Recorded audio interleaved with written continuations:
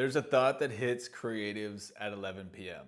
That doesn't happen every night, but enough of the nights that you might know exactly what I'm talking about.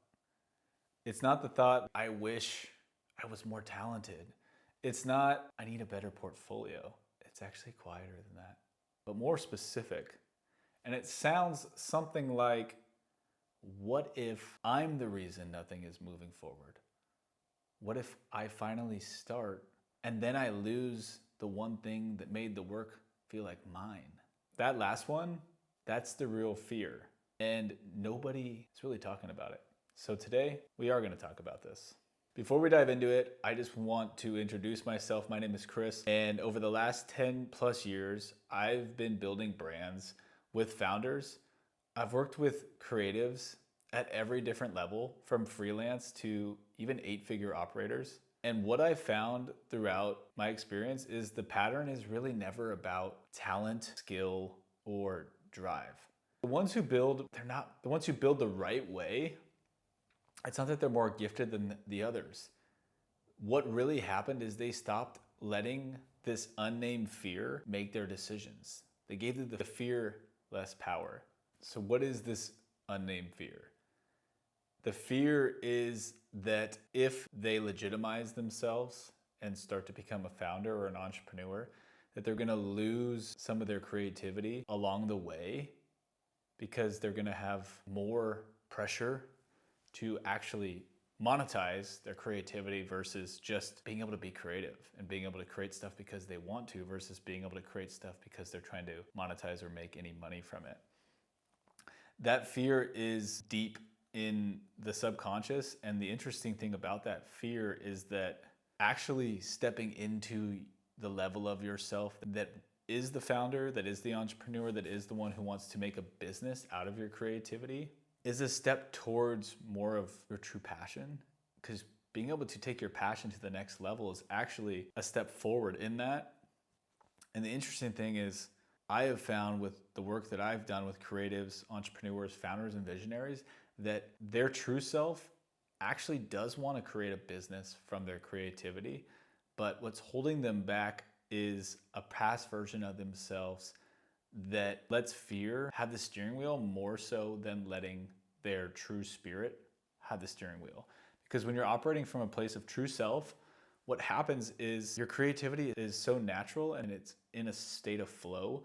So it doesn't really matter if you're trying to monetize it or not, because the act of being creative is where you find the most peace, success, and happiness.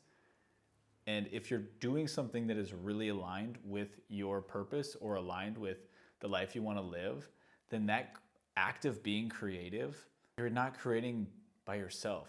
You're creating with others. You're creating with community. You're creating in a space where you're sharing your gifts with your audience, and you're sharing your gifts so that your true authenticity can be shown and you can shine more light on that. So we unpack that fear that you have, because that fear is a bottleneck for you actually living a life that you would like to live. If you tend to just lean more towards, I just want to be creative and I don't want to do anything with that creativity, that's totally okay. But the interesting thing is that you'll find that actually taking some sort of action and taking a small step towards turning your creativity into some form of business or some form of community or some form of connection is really honoring the fact that you have something special that you want to share. If you're a creative who knows you're capable of going towards your next level, but you're not really sure how to take the next first step, DM me Hybrid on Instagram, and we'll talk about how you can step confidently into starting to build a business from your creativity. The great thing about this video is that it's actually the gateway into a 6-part series that I'm putting together that is called From Creative to Founder in this new AI era. What is interesting about this now with the influx of AI and all these new tools and ways that we can automate parts of our systems, parts of our growth, and parts of our businesses, is that there's something that I think a lot of people get stuck in a trap of doing, and that's chasing virality or chasing some sort of quick fix, fast cash offer. As a creative, as a founder, as somebody who wants to be an entrepreneur, chasing virality is going to be a slippery slope, because chasing virality is honestly what's going to take you from where you're at to trying to create content for the algorithms, trying to create content for others, versus trying to create content that actually mirrors the content that you want to create, the content that you feel is the most creative expression of what you're trying to accomplish. If you stay in a space of creating content for yourself first, your community and your ideal clients are going to be naturally attracted to your page because of the fact that you are operating in a space of authenticity and you're choosing to be magnetic versus choosing to chase virality. In this series, we also talk about how you can use your talent as the engine and not as something that feels more like a ceiling to you. So let me explain that a little bit more. So your talent needs to be the drive behind what you're trying to do and what you're trying to build as a creative. You cannot let your talent stop you from where you want to go. And if you're choosing to live in a space of fear of AI or fear of legitimizing yourself, fear of building a business and losing your creativity while you build the business, I'm here to tell you from my own personal experience, as well as from the experience of working with so many creatives, founders, and entrepreneurs, you are actually creating a bottleneck for yourself by creating a ceiling for your talent and saying that your talent is going to stop and you're not going to do anything with it from there. What we want to do, what is the best thing that you can do, is you can actually take your talent and look at it and say, how can this be the driving force behind what I want to build? How I want to build, how I want to show up in the market, how I want to show up for others, how I want to help, how I want to be somebody who can produce things that are going to enhance people's lives, get people excited about creativity, and then they're going to be able to spread the word for you and talk about your, whatever it is that you do creatively, they're going to be able to talk about it for you, and that's word of mouth marketing right there. But that's because you saw that your talent could be the engine, you're the driver, and your talent is the engine.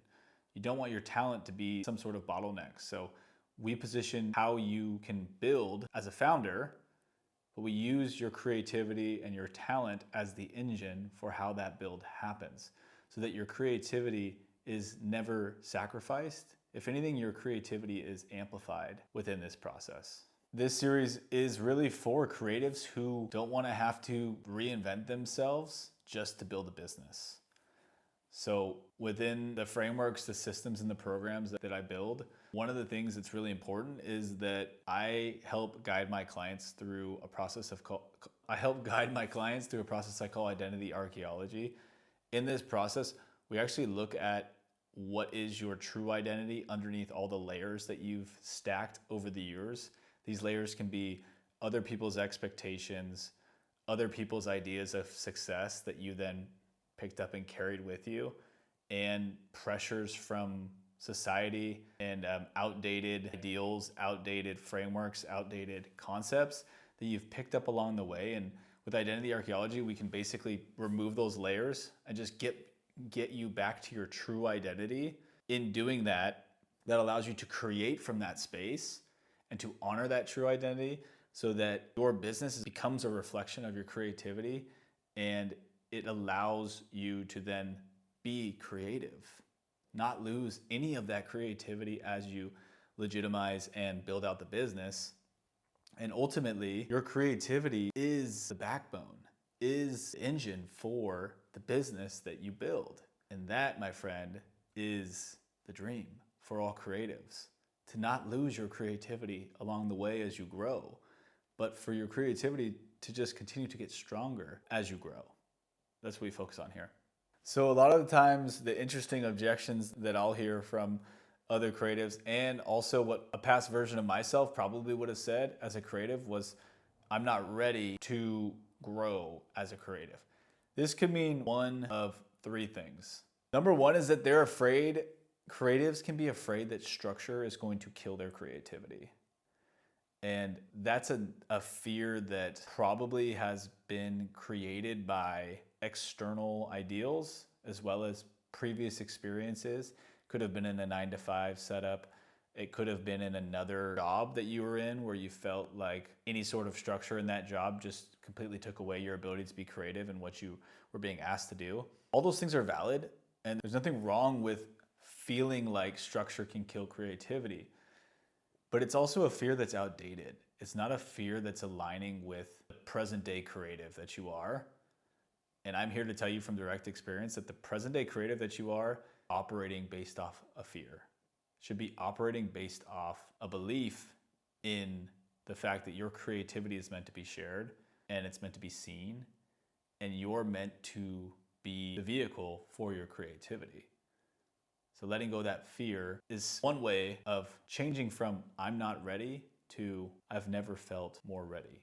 Another reason why creatives say they're not ready is because they have this fear of selling out, because they are afraid that if they start to sell whatever they create, that it won't feel like authentic or special, or it won't feel as pure as it once did.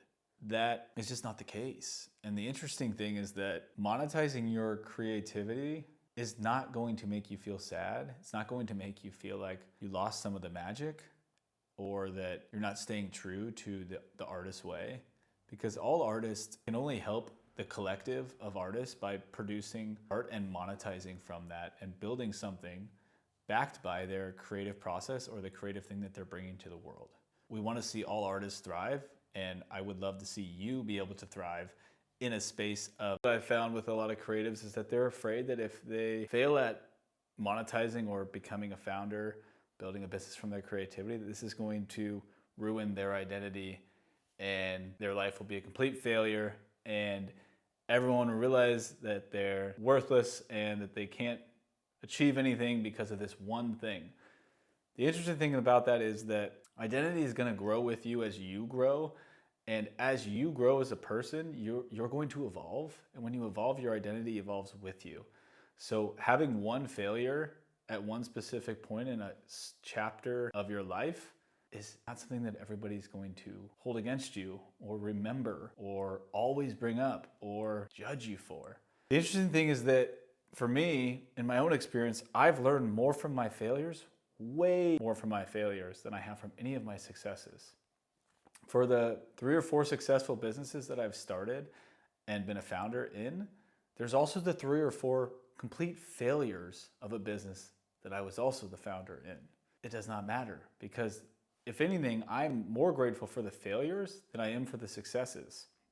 So what I was able to do was alchemize the failures and learn from them so that I was able to strengthen how I can show up as a founder, how I can be more creative and build a system for my businesses that allows my creativity to be the engine, and to work with other amazing entrepreneurs, creatives, and visionaries because of the fact that I had those failures, and those allowed me to understand, be extremely relatable, and be able to say, hey, I've been where you've been at different times in your path. I've been there as well in my own personal journey to where I am today. So you got to acknowledge your failures just as much so as your successes, and realize that your identity is not reliant on one success or one failure. Your identity is more reliant on you being able to look back and say that you lived the way that you wanted to live and that you created things that could positively impact the world, your family, things that matter to you, and to have lived a life by design. I'm going to be completely honest with you, because I always am. But what I'll tell you is that there is a story out there, there is a narrative out there about creatives and the ones who tried to monetize and weren't able to get any revenue out of their creativity. The ones who lost who they were in trying to build something. Yes, there's stories out there about creatives that have definitely done that, and it's happened before. But in today's landscape, in today's world where AI has such a big influx and flow into all components of life and creativity, the stories that I want to tell you about are the stories about the creatives that decided to move and dedicate their growth to their own personal craft by installing systems that allowed them to leverage AI versus letting AI become more of a power source to their business than their creativity. Your creativity should be the backbone. It should be the source of everything that you build, so that you don't lose any of that in the process. And the interesting thing is that a lot of times what actually ruins the success and growth of really talented creatives is the fact that they were waiting for the right entry point. They were waiting for the right time to step into the market and build something versus actually setting up a structure that allows their creativity to guide them to what they want to build and building something that can then amplify their creativity. So instead of waiting, it's all about structure. It's all about allowing your true craft to continue to guide where you want to go. And maybe you've heard this voice of yours that is speaking to you that's saying that there's a gap that you have right now between your creativity and being able to build a business, being able to be a founder, and being able to somehow find the balance between those identities of creative and founder. Now that can create a lot of anxiety. The creatives who thrive and the thing is that most creatives actually try to bury that signal that they have, that internal voice that's telling them that they can balance this. They try to bury it in more work, learning more skills, or taking another course, or diving into another distracting creative project that actually isn't aligned to where they even want to go. So the question isn't how to stop that inner voice that's telling you to take action. The thing is to actually listen to that voice and realize that there's a part of you that's resisting. There's a part of you that's authentic. There's this constant voice that says there's a gap between your creativity and what you're wanting to build. And there's also this constant voice of resistance that is telling you to stay where you're at because it's comfortable or because you like the feeling of not having any pressure or any feeling of how do I actually strategically build something that can support my creativity. The best creatives, they're using simple systems to allow their creativity to flourish. They're setting themselves up for success by not lowering the volume of the intuition that's trying to tell them where they're going, but actually listening to their intuition and taking action on how to build something. Because you can have structure and you can build structure, but then you can leave space within the structure for the creative flow to happen.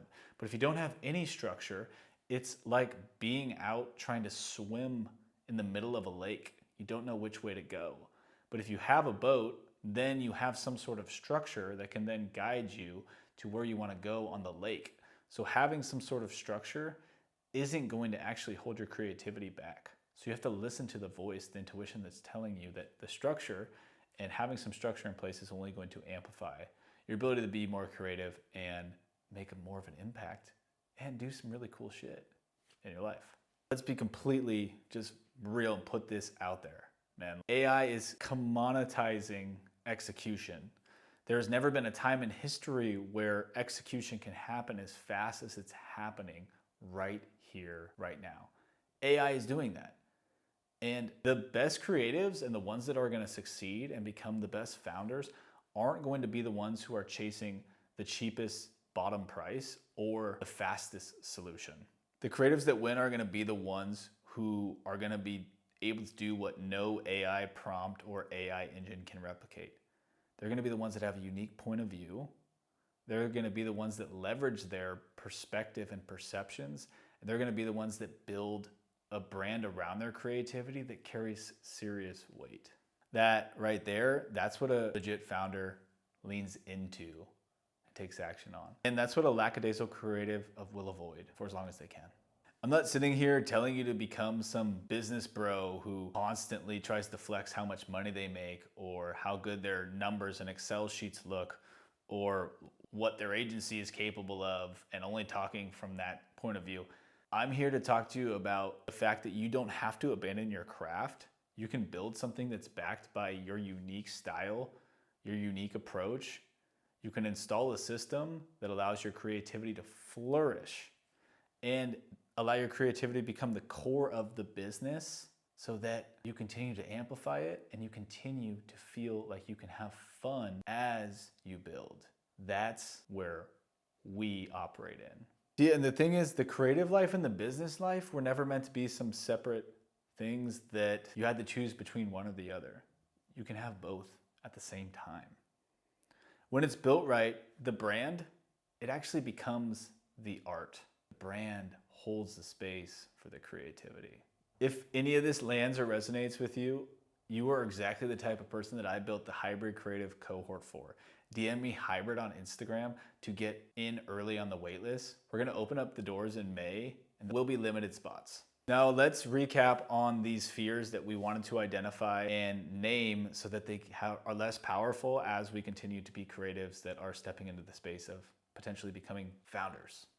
So there's this fear that is very common, that there's not enough talent that you have, or that you're not skilled enough, or that you don't have experience. So there's also this imposter syndrome. Let's talk about the fears that we want to name as we step from creative to founder in the AI era. The fear is not that we're not talented, or that we're not skilled, or that we lack any ability to be the creative we want to be. A really big fear, which we touched on earlier, is that building a business will cost you your creative identity. What we were able to actually unpack earlier in this video was that building a business with creativity as your engine is only going to amplify your identity as a creative. You don't lose your creative identity at all as you become a founder. You actually just become a creative who runs a successful business that allows you to continue to create freely and have fun while you build something that supports your life by design. We also want to touch on there's this fear of AI replacing creatives and this fear of AI stripping away some of the beauty of what makes things creative. Now, what we talked about earlier is we unpacked the fact that if we can leverage AI as a tool that can only amplify our creativity, then we can place AI where it needs to be placed in our system. And that's something we'll touch on more in the next few videos. But for now, just want you to know that the system is going to be fueled by the creativity, and the AI will just be part of the vehicle. The creativity is the engine. The AI will just be a small part of the vehicle that supports the engine. We also talked about the fear of structure, because a lot of times creatives fear structure because they fear that they will lose some of that magic, some of that flow that they have when there's any sort of structure in place. And what we unpacked earlier was the fact that structure actually doesn't stall creativity. It's not a bottleneck for creativity in any way. The right amount of structure actually allows you to be even more creative, more badass, more weird, and more yourself. So having structure, the right type of structure, which we'll talk about in the next few videos, is actually the catalyst for being able to unlock the versions of you that are going to be the most creative and allow you to turn that creativity into a business as a potential founder. But before we get too far ahead of ourselves, in part 2, we're going to talk about the identity shift as a creative that makes all of this possible. Most creatives don't actually fail or fear building because they lack talent.